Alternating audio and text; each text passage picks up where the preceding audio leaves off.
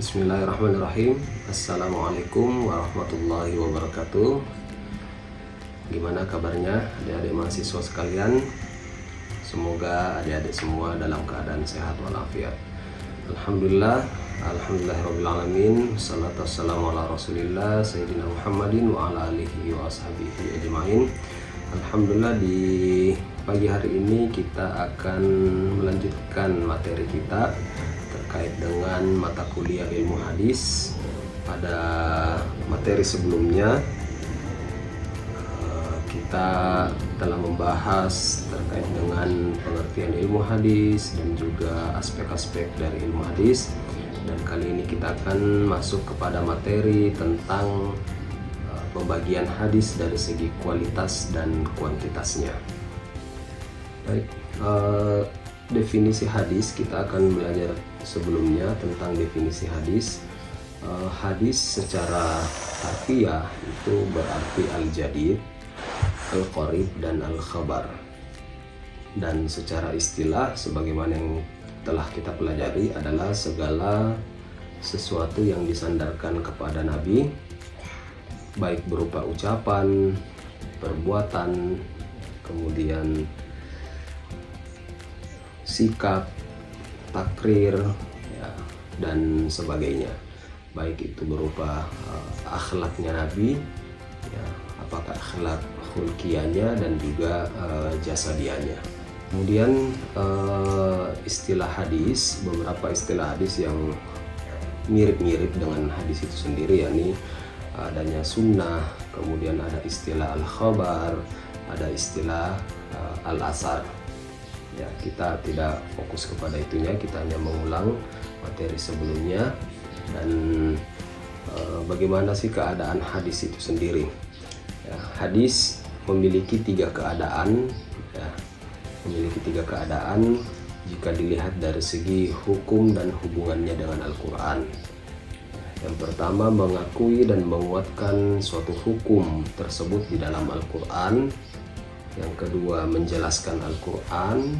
Dan yang ketiga, menetapkan suatu hukum yang tidak tersebut di dalam Al-Quran, sebagaimana yang telah kita pelajari pada perkuliahan sebelumnya. Adik-adik mahasiswa sekalian, sekarang kita melangkah kepada aspek pembagian hadis dari segi kualitas. Dari segi kualitas sanad, hadis itu terbagi atas tiga. Yang pertama adalah hadis sahih, yang kedua hadis hasan, dan yang ketiga hadis dhaif. Ya. Nah, apa sebenarnya penjelasan tentang hadis ini semuanya? Hadis sahih adalah hadis yang diriwayatkan oleh perawi yang adil. Ya, mahasiswa semua kita harus menghafal ya. Ada 5 syarat hadis sahih. Yang pertama, perawi yang adil. Yang kedua, sempurna ingatannya. Yang ketiga, sanadnya bersambung. Ya, yang keempat, tidak terdapat ilat. Dan yang kelima, tidak janggal. Ya, adik-adik harus menghafal nih 5 syaratnya. Ya. Kemudian hadis hasan adalah hadis yang diriwayatkan perawi yang adil, tetapi ingatannya tidak begitu kokoh, tidak begitu sempurna. Jadi ini dari 5 tadi. Nah, tingkatan kepada ingatan kalau tidak kuat maka dia menjadi hadis hasan. Ya, sedangkan hadis dhaif adalah hadis yang kehilangan salah satu syarat dari 5 ini. Ya, dari 5 ini ada hilang satu syaratnya, maka dia berubah menjadi hadis dhaif. Ya, sekarang kita coba menghafal ya. Yang pertama, syarat hadis sahih. Ya, semuanya diulangi. Adik-adik semua mengulangi apa yang saya katakan. Syarat hadis sahih ada 5. Yang pertama, perawinya adil. Yang kedua, sempurna ingatannya. Yang ketiga, bersambung sanadnya. Yang keempat, hadisnya tidak berilat. Dan kelima, hadisnya tidak janggal. Ayo kita hafalkan sama-sama ya. Yang pertama, sana perawinya adil. Yang kedua, kuat hafalannya. Yang ketiga, sanadnya bersambung, yang keempat tidak berilat, dan yang kelima tidak memiliki kejanggalan. Sebentar saya akan random adik-adik semua untuk menguji tingkat hafalannya ya. Nah, sekarang kapan dikatakan rawi itu adil? Jika memenuhi 4 unsur ya.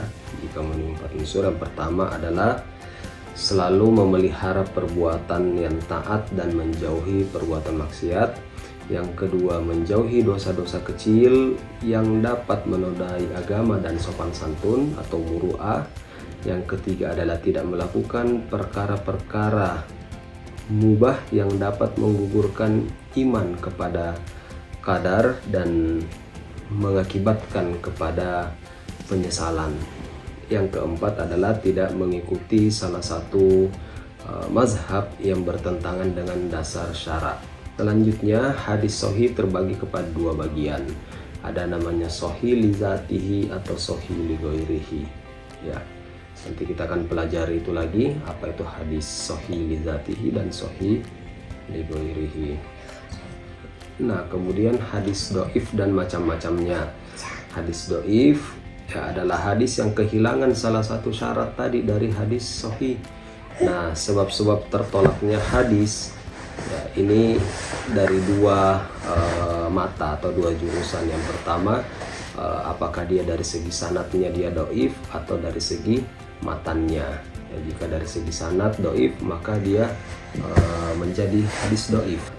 Kedaifan disebabkan terputusnya sanad dan macam-macamnya ya. Sebab-sebab tertolaknya hadis karena sanadnya digugurkan atau tidak bersambung ya.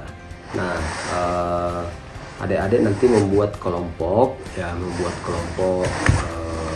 beberapa kelompok. Ada yang terdiri dari kategori sahabat, tabi'in, tabi'in dan lain-lain.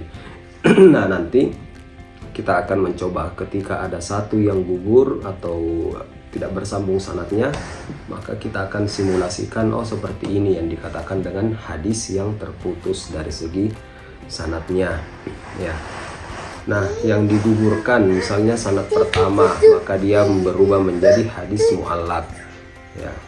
Kemudian sanad yang terakhir dia tidak tersambung, maka dia menjadi hadis mursal dan seterusnya ya. Nah, selanjutnya kehujahan hadis doif. Ini terjadi silang pendapat ya. Kehujahan hadis ini, yang pertama ada yang melarang secara mutlak, tidak boleh sama sekali kita menggunakan hadis doif ya, baik itu perkara ibadah mahdoh ataupun ghairu mahdoh. Kemudian ada yang membolehkan hadis doif ini tetap digunakan selama kedoifannya itu tidak terlalu parah dan juga tidak berkaitan dengan akidah ataupun juga tidak berkaitan dengan ibadah ya. Jadi hal-hal yang berbau muamalah, ada yang mengatakan hadis doif ya, itu tetap boleh dipakai, hanya tingkat kedaifannya tidak terlalu parah. Sekarang itu tadi kita telah selesai di materi hadis dari segi kualitas ya. Adik-adik mahasiswa semua kami tugaskan untuk menghafal dan nanti saya akan rendam ya, pada perkuliahan ini sebagai bentuk penilaian ya. Kita akan random beberapa teman-teman adik-adik mahasiswa untuk menghafal syarat-syarat hadis sahih yang 5 tadi. Nah, sekarang kita masuk ke hadis dari segi kuantitas perawi. Ya, ini singkat saja kita menjelaskan. Yang pertama terbagi menjadi 3 bagian.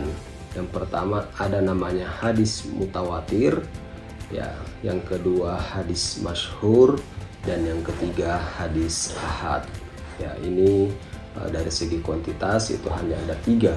Ya, sama halnya dari segi kualitas tadi ada 3 juga, yakni dari segi kualitas ada hadis sahih, hadis hasan dan doif, dan dari segi kuantitas ada hadis mutawatir, ya, ada hadis masyhur dan ada hadis ahad. Ya, demikian adik-adik semua. Semoga adik-adik semua dengan pelajaran pada pagi hari ini, mata kuliah pada hari ini, adik-adik semua dapat memahami dengan baik dan ya, kita coba nanti ya, kita akan coba untuk adik-adik semua menghafalkan tugas yang telah saya berikan. Terima kasih. Wassalamualaikum warahmatullahi wabarakatuh.